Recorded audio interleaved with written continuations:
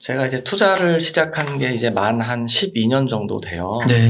그동안 많은 일들이 있었는데, 과거에 뭐 어떻게 해서 돈 벌었다, 사실 이런 것들은 저는 큰 의미가 없다고 생각을 해요.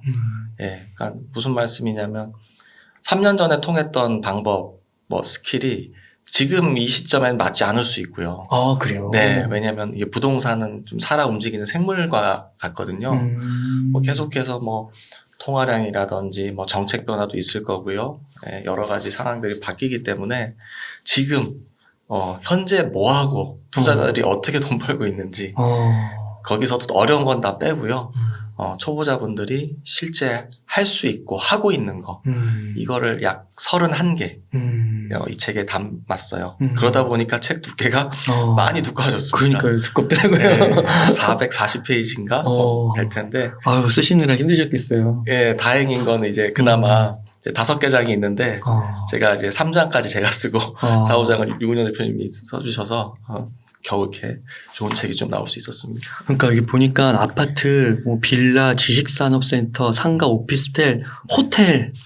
맞아요. 네, 대지, 임야, 농지까지, 도로까지 다 담고 싶었어요. 예, 말씀하신 대로 뭐 투자라고 하면 대부분 뭐 아파트, 뭐 빌라 요 정도를 떠올리시는데 저희 두 저자는 아파트보다는 비아파트 쪽에 투자가 더 많은 사람들이거든요. 아, 그러세요? 네네. 물론 아파트 투자도 하지만, 네. 그래서 말씀하신 대로 뭐 오피스텔, 빌라, 상가, 지식산업센터, 호텔, 뭐 지분 경매, 뭐 여러 가지 다양한 상품들을 뜬구름 잡는 얘기는 없어요. 네, 그냥 사건 번호 다 오픈돼 있고 주소까지 다 오픈돼 있어서 네, 여러분들이 마음만 먹으시면 검색해 보시면 몇 년 몇 월 며칠에 낙찰 받았고 수익 실현 어떻게 됐고 등기부에 다 나타나니까요. 굳이 감출 필요가 없는 거죠. 네, 다 30대, 20대, 40대 이런 뭐 초보자 분들도 할 수 있는 그런 내용들을 담았습니다. 그러니까 이게 다양한 분야의 대표적인 사례들을 다 이렇게 한두 개씩 다 정리를 해주셨네요. 날짜 보시면 다 최근일 거예요. 다 보시면. 그러니까 꼭 그 부동산 전문가는 아니시더라도 이렇게 부자분들이 많은 부자분들이 이렇게 부를 많이 늘리기 위해서 무엇을 하면 좋겠냐 이렇게 물어봤을 때 꼭 경매가 들어가더라고요. 아, 그런가요? 네. 경매는 어린 나이에 꼭 한번 배워보라고. 근데 그 이유가 뭐라고 좀 생각하세요? 뭐 경매의 매력이라고 할까? 네. 그 말씀을 들으니까 세대가 좀 많이 바뀐 것 같아요. 제가 불과 몇 년 전까지만 해도 경매 좀 배우세요 하면은 너나 배우세요 말하거든요. 왜냐하면 굳이 뭐 갭 투자라든지 이런 쉬운 방법이 있는데 굳이 어려운 그 경매를 왜 배우냐고 반문하시는 분도 있었고 지금 엄청 유명한 그 뭐 재개발 전문가분도 경매 왜 이렇게 어려운 걸 하시냐고 단천님은 이런 말씀도 하셨고 그래서 제가 그런 말씀드리면 뭐 경매의 장점을 굳이 말씀드리기보다 내가 아직 다른 다양한 분야의 어떤 특별한 스킬을 모르고 있는 거구나 좀 이런 생각을 많이 했었거든요. 근데 말씀대로 제가 투자를 한 10년 정도 해보니까 이 경매는 알면 상당히 모든 투자에 유리한 방법이에요. 그러니까 몰라도 괜찮은데 특히 이 부동산은 사이클이 있잖아요. 뭐 상승기, 하락기, 뭐 보합기 우리가 그거를 정확하게 알 수는 없단 말이에요. 이 부동산 경매는 하락기가 왔을 때 특히 이런 매력을 발산할 수 있는 정말 이 수익을 실현할 수 있는 좋은 투자 방법이에요. 하락기에. 그러면 이제 무슨 말씀이냐면 상승기 때는 상승기 나름대로 자산 상승분의 그런 효과를 그대로 누리고요. 하락기가 오면 대부분이 불안해하시거나 투자를 멈추시거나 이렇게 하시는데 이제 저희 같은 경매 투자자들은 또 기다려지는 거죠. 그러니까 뭐 어떤 장이 와도 두렵지가 않은 거예요. 실제로 끊임없이 움직이고 있거든요. 그 이유가 경매라는 스킬을 하나 알고 있을 뿐인데 이 투자를 하는 방식들이 상당히 다양합니다. 실제로. 저는 뭐 아파트만 투자하진 않고요. 여기 나와 있는 모든 대부분의 부동산 종류를 경매나 공매를 통해서 지금 투자를 하고 있어서 그런 측면에 있어서 좀 많은 분들이 좀 이 내 시야를 넓히는 차원에서라도 배워보시면 좋겠다.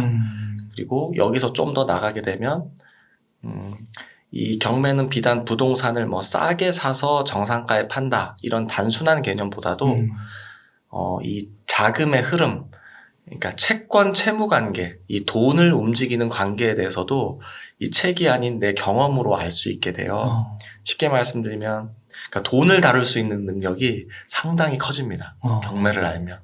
네, 그래서 저는 말씀하신 대로 나이가 젊으면 젊을수록 특히 제 주위의 자산가분들, 제 지인분들 중에 한 분도 저 아들, 딸이 이제 20살 되면 바로 발차님 회사에 보낼 테니까 경매부터 좀 가르쳐 달라고. 급여 안 줘도 되니까. 이렇게 말씀하시는 분들도 계실 정도로 그런 요즘 들어서 조금 그런 분들이 생겨난 것 같아요. 네. 그럼 이 방송을 들으시는 분들 가운데서 무급이라도 좋으니 가르쳐 달라 하면은 바로 들어갈 수 있나요? 아닙니다. 네, 무급은 아니고요. 다 드리는데 일이 무척 빡셉니다. 빡세요? 네, 농담이고요. 지금은 티오가 아직 없습니다. 네, 이제 뭐 1년에 한 번 정도 공개 채용을 하긴 하는데 네. 금세 뭐 그리고 제가 그렇습니다. 당장은 채용 계획이 없습니다. 네. 갑자기 궁금한 게 드는 게 달초는 무슨 뜻이에요? 네. 제가 그걸 제가 이제 원래 직장 생활을 하다가 이게 앞이 안 보이는 거예요. 뭐 재미도 없고 또 뭐 직장 선배들 봐도 끝이기가 뻔히 보이는 거죠. 그래서 회사를 이제 사직서 쓰고 나오게 됩니다. 네. 나오면서 결심을 했죠. 내가 아무 일도 하지 않아도 딱 그냥 자고 일어나서 눈을 떴을 때 딱 1,000만 원만 생겼으면 좋겠다. 1,000만 원만 만들면 나는 소원이 없겠다. 매월. 네. 그렇게 해서 이제 투자를 하게 됐거든요. 근데 지금은 시금은 용돈만 한 달에 한 1,000몇백 쓰거든요. 그러니까 좀 많이 그게 확실히 제가 생각을 한 게 물론 시간은 좀 오래 걸렸어요. 뭐 2, 3년 만에 이룬 것도 아니고 제가 꽤 오래 한 6, 7년 정도 걸렸던 것 같은데 그래도 그 생각을 계속 거기 포커스를 맞추니까 이게 사람이 계속 말로 내뱉거나 오래 생각하면 이루어진다고 하잖아요. 그게 정말 이루어지더라고요. 그래서 제가 이제 그래서 왜 달천이냐, 이제 달억으로 바꾸면 되지 않냐, 하는 분들 계신데, 그 이제 안정적으로 1억을 벌었을 때, 그렇게 이제 달억으로 바뀔 수도 있습니다. 그게 한 6년 걸리셨어요? 네, 1,000만 원 만드는데, 경매 투자하고. 저는 한 3년 만에 할 줄 알았는데, 생각보다 오래 걸리더라고요. 그러면 만약에 이제 조금 더 이제 그 내용의 질문을 드릴 때긴 하지만 만약 이 시청자분들께서 지금 이거를 책을 읽고 또 막 공부도 하고 강의도 듣고 이렇게 해서 시도를 한다고 하면 그분들도 한 5년, 6년 만이면 할 수 있을까요? 이것도 케이스 바이 케이스인 것 같은데요. 저는 6년이 아니라 한 3년이면 할 수 있을 것 같아요. 그래요? 네, 지금은 오히려 더 기회가 너무 많거든요, 지금. 네, 기회가 너무 많은데 좀 이해가 안 가실 수도 있는데. 그러니까요. 지금 많은 분들이 좀 뭐 걱정도 많으실 거예요. 뭐 금리 올라간다고 하고, 뭐 경기 안 좋다고 하고. 근데 제 주위에는 지금 정말 투자로 돈을 잘 버시는 분들이 너무나 많거든요. 약간 마인드 차이인 것 같아요. 마인드 차이고, 그러니까 내가 어떤 리스크를 감당할 수 있는 수준이 그 월세를 만드는 그 기간이라고 보시면 돼요. 그러니까 내가 리스크를 더 크게 안으면 안을수록 내 목표를 달성한 확률 그리고 기간이 되게 짧아지는 거죠. 그래서 저보다 더 큰 리스크를 안겠다고 다짐을 한 분들은 아마 뭐 저처럼 6, 7년이 아니라 3년 이내에도 충분히 하실 수 있다고 생각을 하고요. 이 리스크라고 하는 건 뭐 당연히 아시겠지만 뭐 일반적으로 레버리지를 의미하겠죠. 저는 이제 지금도 기본적으로 뭐 한 기본 70에서 80%, 많게는 90%씩 대출을 받고 있거든요. 그래서 그런 것들을 두려움 없이 행하실 수 있다고 하면 얼마든지 가능하다고 저는 생각을 합니다. 그렇군요. 그러면은 이게 예를 들면 현금 흐름이 좀 많은 사람인데 예를 들어 이미 뭐 월 1,000 이상씩 이렇게 버는 사람이 있다는 거예요. 근데 그런 사람이 만약에 이제 경매 같은 거를 거기다 얹기만 하면 어떻게 보면 이제 90% 대출을 받아도 크게 이제 뭐 이자를 감당하는데 어려움이 없다고 하면 그런 사람들은 진짜 뭐 날개를 달 수도 있는. 좋은 말씀인데요. 네. 모든 투자는 이런 것 같아요. 말씀하신 대로 어느 정도 고정 소득이 있고 시드가 크면 클수록 리스크는 낮아집니다. 네, 그러니까 더 쉽게 말씀드려서 이게 똑같은 이제 눈사람을 만들 때 이제 조그만 눈덩이와 큰 눈덩이가 구르는 걸 생각을 해보시면 작은 거 10개 사서 목돈을 만드는 것과 큰 눈덩이 한 번 구르는 것과 차이가 있거든요. 네. 그래서 물론 뭐 처음에는 저도 그랬고 대부분의 20, 30대, 20대 분들이 이제 돈이 없는 상태에서는 어쩔 수 없이 시드를 정말 힘들게 모아가는 과정이 필요하겠지만 말씀하신 대로 요즘에는 뭐 전문직 분들도 많이 계시고 돈을 잘 버시는 분들이 정말 많더라고요. 이런 분들은 정말 투자하기에 너무 좋은 시대예요, 지금. 아, 그래요? 네. 아, 그렇구나. 그래서 이게 본업에서 또 이렇게 잘 벌어가지고 네. 뭐 경매나 뭐 주식도 좋지만 이런 거를 익히면 너무 좋겠네요. 네, 제 주위에 그런 분들이 많이 있습니다. 아. 네, 여기 지금 인트로 영상 찍기 전에 저희 말씀 나눴듯이 그런 분들 있잖아요. 네, 지금 실제로 그렇게 투자들을 정말 치열하게 하고 계세요. 소득이 저도 좀 그게 좀 슬프긴 해요. 오히려 좀 더 열심히 애를 쓰고 현실을 바꿔야 되는 분들이 더 리스크를 두려워하고 안 움직이려고 하시고요. 지금 우리가 봤을 때는 정말 부자다. 월소득이 막 정말 많은 분들이 오히려 더 막 투자에 엄청 열성적인 경우를 제가 많이 보거든요. 그러니까 이게 부의 양극화가 저는 이렇게 책에서나 이렇게 보고 뭐 뉴스에서나 보고 이러는데 실제로 지금 보고 있거든요. 그게 결국은 더 무서운 건 이제 사고의 양극화인 거죠. 예, 그래서 좀 이것도 평준화가 돼서 똑같이 많은 분들이 좀 투자에 대한 오픈 마인드를 가져주셨으면 좋겠습니다. 그러면은 그 경매 투자자가 되는 거는 그러면은 그 낙찰을 받은 다음에 그게 이제 시간이 흘러서 그 자산의 가격이 올라갔을 때 파는 걸로 이제 보통 수익을 실현해서 돈을 버는 건가요? 그렇게 하시는 방법도 있고요. 네, 이제 부동산은 기본적으로 그렇죠. 수익 실현을 하기 위해서는 사서 팔면 수익 실현을 할 수도 있고요. 이제 저처럼 월세를 받는 부동산은 굳이 팔 이유가 없는 거예요. 그렇죠. 매달 자고 일어나면 입금 알림이 와 있는데 물론 팔 수도 있겠죠. 하지만 싸게 사서 비싸게 판다는 뜻은 양도 차익이 남는다는 뜻이잖아요. 그럼 차익이 남으면 뭘 내셔야죠?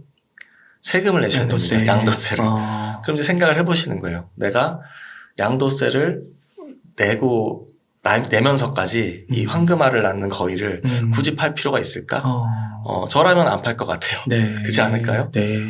그래서 일반적으로 누구나 좋아하는 입지에 누구나 좋아하는 월세가 따박따박 잘 들어오는 그런 안전한 부동산은 잘 매물이 없겠죠. 예, 왜냐하면 뭐 내 아들이나 딸을 주거나 그래서 증여가 많은 거예요. 예, 좋은 부동산은 이미 여러분들이 내 손에 오기 전에 시장에서 다 거래가 돼버립니다. 예, 하다못해 뭐 중개업자분이 할 수도 있는 거고요. 중개업자의 지인분들한테 먼저 기회가 갈 수도 있는 거고요. 여러분들한테 기회가 안 간다는 뜻이 아니라 역으로 그 중개업자분과 지인이 되시면 되는 거예요. 그렇죠? 투자자분들은 되게 다양하게 이 기회의 폭을 다 넓혀 놓은 사람들이에요. 네, 그런 측면에서 제가 경매를 해보니까 경매는 정말 기회의 폭을 상당히 넓혀주는 그런 투자 스킬인 것 같아요. 네. 그러면은 이제 만약에 이제 그 경매에 대해서 이제 관심을 얻고 그런 하방 경직성의 매력을 느껴가지고 경매에 이제 입문을 하시려고 하는 거예요. 좀 어떻게 시작을 하면 좀 좋을까요? 당연히 이 책 실전 부동산 경매 책 읽고요. 네, 그렇죠. 이 책 전에 그 왕초보도 바로 돈 버는 그 부동산 경매 책이 있어요. 네, 그거 읽고. 네, 그 책부터 먼저 읽으시는 게 좋긴 합니다. 네, 2권 읽으시면 뭐 제가 써서가 아니라 정말 책이 그 초보자분들한테 저는 최적화되어 있다고 생각을 해요. 그리고 읽어보시고 이제 읽는 데서 그치시면 안 되는 거예요. 이제 거기서 이제 다음 스텝을 나가셔야죠. 여기 수많은 사례들이 나오잖아요. 뭐 아파트, 빌라, 오피스텔, 지식산업센터, 상가, 모텔 뭐 많단 말이에요. 도로, 지분 많은데 여기서 여러분들이 조금이라도 좀 마음에 들 수 있고 조금 가슴이 뛰는 그런 게 분명히 하나는 있을 수 있단 말이에요. 그거를 실제로 내가 낙찰받기 위해서 뛰어드셔야 돼요. 네, 거기부터 시작이거든요. 저는 여러분들이 뭘 좋아하시는지 모르겠어요. 뭐 시세 차익을 좋아하시는 건지, 뭐 이렇게 월세를 좋아하시는 건지 모르겠지만, 일단 모든 거를 다 이제 이론은 알겠어. 이제 대부분 거기서 이제 멈추시거든요. 그리고 뭐 돈 벌었다고 남들 돈 벌었다고 하면 또 코인으로 벌었다면 코인으로 또 잠시 갔다가 또 주식 올라간다 그러면 또 갔다가 누가 또 배당 받는다 그러면 또 부러워서 또 배당주 조금 담았다가 뭐 이렇게 하시는데 이 부동산 경매는 특히 이 처음 낙찰을 받아서 한 사이클을 싹 한번 돌려보는 게 중요해요. 네. 또 이게 정말 다행인 것은 처음 낙찰 받을 때까지가 두렵지 낙찰을 받음과 동시에 여러분들은 이제 강제로 베팅이 되게 됩니다. 무슨 얘기냐면 낙찰 받으면 잔금을 내야 될 거니까 대출을 받아야 되겠죠. 미친 듯이 알아보실 겁니다. 그렇죠? 그렇죠? 그렇게 돼요, 사람이. 네. 저는 약간 그렇게 배우는 걸 선호하거든요. 네. 네. 저 책 쓸 때도 그렇게 썼어요. 뭐 이렇게 계획하고 하면 절대 못 씁니다. 네. 그래서 일단 데드라인을 정해놓고 계약하고 네, 계약부터 하고 계약금부터 받고 항상. 그러면 이 경매도 마찬가지인데 그러면 낙찰 받으면 대출을 열심히 알아보실 거고요. 그것도 막 한도는 어떻게 하면 더 받을 수 있을지 금리는 0.1%라도 어떻게든 더 낮추려고 하지 말라 그래도 하세요. 네. 그런 과정을 통해서 여러분들의 실력이 늘어나는 거예요. 그럼 대출을 이제 받았어. A, B, C 은행 비교해서 뭐 A가 제일 최적이야. 그럼 봐서 자서 쓰시고 자필 서명하고 대출 받고 등기를 치고 뭐 내가 실거주면 들어가 사시면 되고 내가 임대를 줄 거라면 또 단돈 10만 원, 단돈 1000만 원이라도 전월세를 더 올려받기 위해서 또 열심히 애를 쓰게 돼 있어요. 이게 사람이란 게. 그런 과정에서 이게 모든 한 사이클을 조사, 입찰, 낙찰, 대출 등기, 수익 실현까지 네. 한 사이클을 자동적으로 돌려볼 수 있게 되는 거죠. 그렇게 꼭 한번 해보시면 너무 좋을 것 같아요. 네. 그러니까 이게 그 달천님, 저자님도 그렇고 그 강의도 하시는 거잖아요. 네. 그러니까 이게 그 한 사이클을 돌릴 때 또 중간중간 고비가 있을 수 있잖아요. 잘 있죠. 모르는 것도 있고. 그러니까 그런 분들이 책도 읽고 또 강의도 듣고 그 중간중간 피드백도 받으면서 하면 한 사이클을 조금 더 완만하게 큰 실수 없이 시행착오 없이 돌릴 수 있지 않을까. 맞습니다. 저희 요 공저자인 유근영 대표님하고 그 발품불패라는 이제 인터넷 카페, 네. 네이버 카페를 운영 중인데요. 네. 저희가 그냥 소소하게 처음에 시작을 했는데 지금 한 12,000명이 조금 넘는 걸로 알고 와, 있어요. 네. 대부분이 초보 투자자분들이시고 네. 저 낙찰 받았는데 이제 뭐 해야 되죠? 뭐 이런 질문부터 이 중수분들의 나 이렇게 해서 수익 실현했습니다. 이런 나눔을 해주시는 분들도 상당히 많고요. 뭐 인원은 아주 많은 편은 아니지만 나름 이렇게 좀 활발하게 잘 돌아가고 있거든요. 그래서 이런 카페들에다가 웅달 책방에서 이렇게 들으셨는데 저 덜컥 낙찰 받았어요. 뭐 어떻게 하면 되나요? 그쵸, 댓글로 고정해 드릴게요. 네네. 고정해서. 예, 이렇게 물어보시면은 뭐 제가 보면 제가 답변을 해드릴 거고요. 선배 투자자분들이 막 댓글을 남겨드릴 거예요. 그렇게 하면서 커뮤니티도 뭐 꼭 이 발품불패 하나뿐만이 아니라 뭐 여러 개를 활용하실 필요가 좀 있다고 봅니다. 네. 혹시 그 중에서 좀 인상 깊은 성공 사례 몇 가지 소개시켜 주시면 좋을 것 같습니다. 성공 사례요? 네. 성공 사례 너무 많죠. 네. 네. 초보자분들 성공 사례 제가 어제도 기프티콘을 받았는데 제가 우스갯소리로 낙찰 받으시면 스벅 기프티콘 보내시라고 하거든요. 그걸로 되나요? 그러게요. 네. 제가 좀 자랑이 될 수 있는데 예. 막 그 설 때나 명절 추석 때 그래서 고가의 선물들 너무 많이 보내주세요. 예, 저희 직원분들이 아주 그냥 쌓아둡니다, 정말. 회사랑 집을 엄청 많이 와요. 그래서 부담스럽잖아요. 그래서 제가 스타벅스 기프티콘으로 좀 대신 하시라고 그때부터 그게 어떻게 좀 그게 돼서 근데 지금은 또 그냥 커피 한 잔만 말씀드렸더니 막 10만 원짜리를 보내주시더라고요. 뭐 어쨌든 어제도 온 분인데 그분 말씀을 드릴게요. 그분 이제 30대 초반 여성분이세요. 네. 여성분이신데 월세가 받고 싶으신 거예요. 이제 맞벌이 부부이신 걸로 제가 알고 있고 월세는 받고 싶은데 상가는 좀 위험하다고 제가 아까 말씀드렸잖아요. 상가는 좀 위험하다고 생각을 해서 공실 위험. 네, 공실 위험도 있고 그래서 지금 월세를 받고 있는 이런 지식산업센터 상품이 있어요. 네. 이제 그거를 이제 처음 입찰을 몇 번 하셨어요. 근데 2번인가 3번 폐차를 하신 거예요, 이분이. 그러면 어떨까요? 내가 초보인데 월세를 받기 위해서 조사를 해서 입찰을 했어. 근데 2번, 3번 연속해서 폐차를 한 거예요. 그럼 대부분 여기서 속된 말로 나가 떨어져요. 안 되는구나. 안 되는구나. 누가 이게 경매가 돈이 된다 그래. 근데 이분은 그렇지 않았습니다. 다음 투자에 대해서 메일로 질문을 하시더라고요. 이제 더 뭐 해야 되냐고. 그래서 이거 한번 해보시라고 말씀을 드렸고, 또 조사된 자료를 이제 드렸더니 입찰을 하셨던 거죠. 근데 그게 좀 금액이 커요. 무려 낙찰가가 10억이 좀 넘습니다. 첫 부동산을 사는데 자신 나름으로는 대단한 용기를 이제 가지신 거죠. 심지어는 뭐 30대 초반 직장인분이 뭐 얼마나 모아놓은 돈이 있겠어요. 10억. 와. 네, 근데 이제 그 상품이 레버리지가 80에서 90%가 돼요. 그럼 내 돈 1억 정도 가지고 네. 10억이 넘는 부동산을 살 수가 있는 거죠. 그럼 여기까지 들으면 두 부류로 나뉠 수 있죠. 내가 과연 8, 9억 대출을 감당할 수 있을까? 대출 이자를. 대부분 또 여기서 떨어져 나갈 수 있겠죠. 근데 그 여성분은 그러지 않았습니다. 나는 정말 월세 받고 싶고 충분히 나오는 월세로 이자를 낼 수 있어. 이렇게 하고 덜컥 낙찰을 받으셨어요. 그게 낙찰 받은 시점이 불과 2달 전이고요. 예. 이제 어제 기프티콘이 온 이유는 이제 모든 잔금 배당까지 다 맞춰지고 월세까지 받으니까 이제 그 기프티콘을 보내주신 거예요. 완전 이제 한 사이클 완전히 혼자서 예. 싹 다 돌려보신 거죠. 뭐 그런 이제 해피한 이렇게 들어보시면 아무것도 아닐 수 있지만 그분이 낙찰 받았다고 해서 기분이 좋으셨던 게 아니었거든요. 여전히 두려우셨어요. 여전히 그 두려움이 느껴졌고, 근데 그거를 이제 잘 이겨내셨고, 더 이제 얻은 소득은 그 한강이 보이는 정말 멋진 부동산이거든요. 네. 한강뷰가 나와요.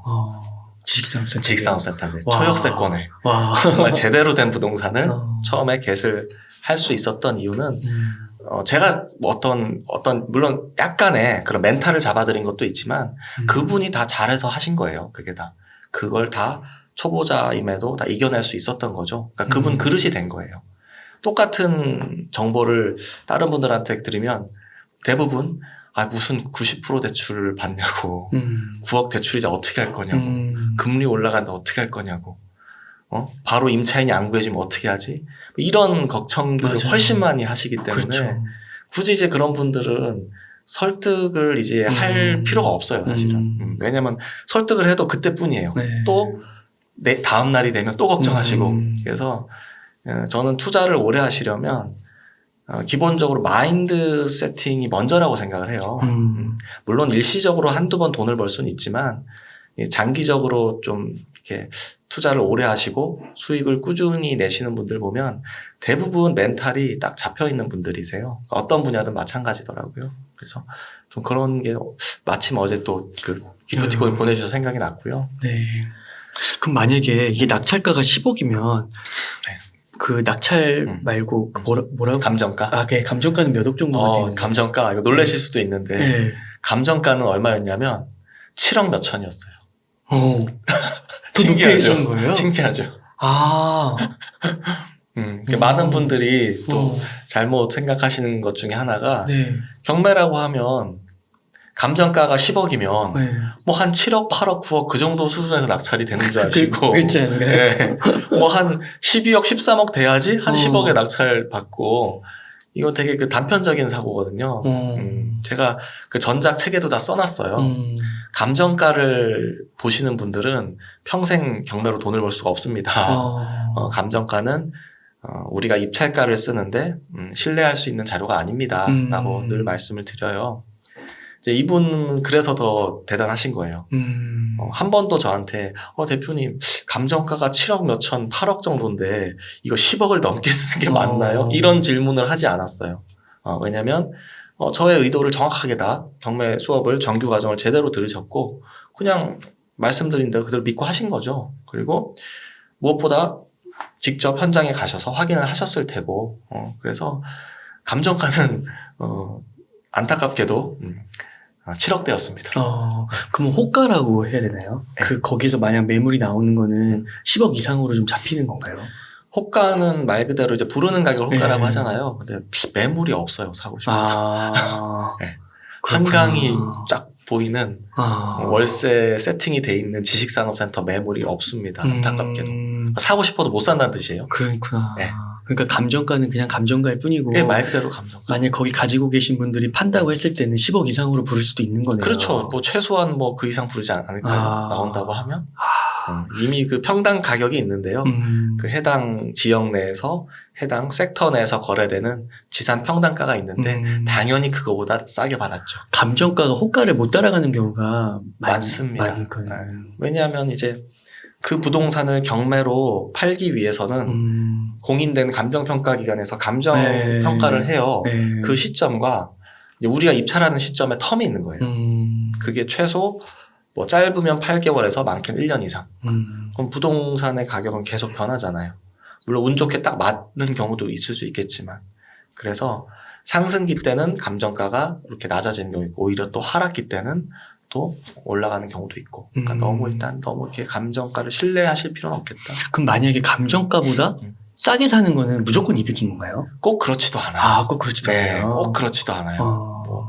10억 감정가를 내가 반토막 5억에 샀어. 근데 급매물로 4억에 있을 수도 있어. 그렇구나. 네. 네. 그럼 만약에 이분이 10억이라고 했을 때, 네. 한 8억 정도를 대출을 받으면, 뭐 한 3% 계산하면, 네. 8억이라고 하면은, 하면 한 250만원? 그 정도 되나요? 3%면? 예, 38에 24. 그렇죠. 예, 그럼 한 250만원이라고 했을 때, 그럼 월세로 그 250만원이 커버가 되는 거죠. 커버가 되는 거고. 네네. 그리고 좀 남는 거고, 네. 오히려. 네. 그렇게 되는 거고, 그 다음에 이분은 이제 그렇게 월세로 운영을 하다가, 나중에 이제 뭐, 그 호가가 좀 높아지면, 그렇게 그럼 매매를 할 수도 있는 거고, 네네. 매도를 할 수도 있는 거고. 네. 대부분 지금 그렇게. 수강생분들이 그렇게 투자하고 계세요. 네. 그렇게 하신 거군요. 네네. 예. 너무 좋은 것 같습니다. 대표님, 그러면 이제 성공 사례를 하나 얘기해 주셨는데, 네. 혹시 실패 사례도 하나 있을까요? 실패 사례요? 예. 실패 사례 뭐가 있을까요? 아까 근데 1원도 잃어본 적이 없다고 그러게요. 하셔가지고. 좀 비호감일 수도 있는데. 아니면 좌충우돌? 이런 사례. 네. 정말로 잃어본 적이 없어서. 네. 좌충우돌 이런 건 있었어요. 네. 이제 나름 이제 이 경매의 맛을 아시고 막 단타 투자를 이제 막 즐겨 하시던 분이 계셨어요. 그냥 이제 급여의 한 2배 정도만 벌면 된다. 내 급여의 2배 정도만. 짧게 방망이를 잡고 막 단타 투자를 막 하시는 거예요. 근데 이제 그분이 그때 한번 실수를 하신 게 이게 어떤 아파트들 보면 땡땡 1차 아파트가 있고 2차 아파트가 있잖아요. 근데 이분이 예를 들어서 이제 1차 아파트 입찰해야 되는데 시세 조사를 2차 아파트로 한 거예요. 그러니까 물론 멀지 않은 거리고 똑같은 아파트인데 그래서 이제 시세 자체 기준이 다른 거죠. 네. 그래서 생각보다 높게 받은 거예요, 이게. 그래서 그때 연락을 받고 이건 뭐 매각 불허가라고 해서 어떻게든 경매를 또 취소시킬 수 있는 방법들이 있거든요.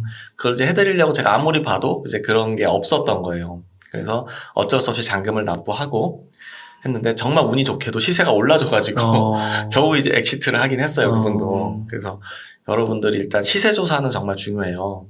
혼동되지 않게. 대부분 이제 아파트는 막 지방, 수도권 막 여러 군데 다니시다 보니까 대부분 내가 잘 한 번도 가보지 않았던 지역일 확률이 높잖아요. 그래서 그런 시세 같은 거 좀 조사하실 때 주의하셔야 되고 또 시세도 무조건 실거래가를 100% 신뢰하셔도 안 돼요. 실거래가가 이제 지금은 많이 좀 없어지긴 했는데 이런 업이나 다운 계약을 얼마든지 할 수 있다는 생각을 하셔야 되거든요. 왜냐하면 매도인 매수인 간 쌍방 간의 거래이기 때문에 그게 사실은 뭐 약간의 이해관계에 따라서 그 가격이 가공이 될 수 있어요. 특히 그 가격이 표본이 많지 않으면 그 이제 실거래가 예를 들어서 뭐 한두 건밖에 없는데 내가 그거를 신뢰하고 들어갔는데 그 표본이 뭐 잘못됐다면 데미지를 입을 수 있는 거죠. 그런 것들을 좀 주의하셔야 될 것 같아요. 네. 네네. 아, 네. 아, 예, 달천님, 이렇게 정말 빨려들었던 것 같습니다. 아, 그래요? 예, 경매가 한 번쯤 공부해보면 참 좋을 것 같다. 네. 예, 그런 생각이 물씬 들었습니다. 네. 이 경매는 결코 전문가의 영역이 아닙니다. 네. 여러분들이 경매 딱 들었을 때 뭔가 좀 어려울 것 같고, 법적 지식이 필요할 것 같고, 막 이런데 전혀 그렇지가 않아요. 제가 해보니까. 그리고 지금 수익을 내는 분들이 법학 그 전공자분들이 아니거든요.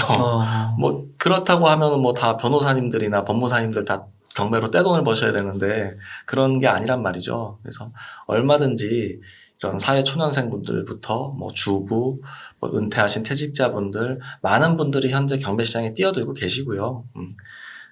그러니까 좀 허들을 여러분들이 갖고 계신 그 생각치를 좀 낮춰서 이거 경매 좀 만만한데 이거 말랑말랑한데 이런 것들을 좀 이 책을 통해서 느껴보셨으면 좋겠어요. 네. 제가 그 지필 의도가 제가 그게 가장 크거든요.